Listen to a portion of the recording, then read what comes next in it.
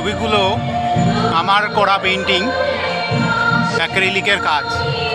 আমি অনেক খুশি আমার ছবিগুলো আজ রেলওয়ে স্টেশনের ফ্রন্ট ডোরে লাগানো হয়েছে।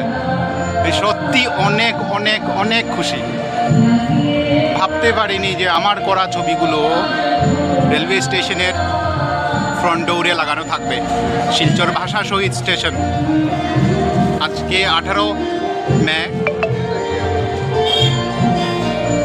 স্টেশনে প্রোগ্রাম চলছে। 19 মে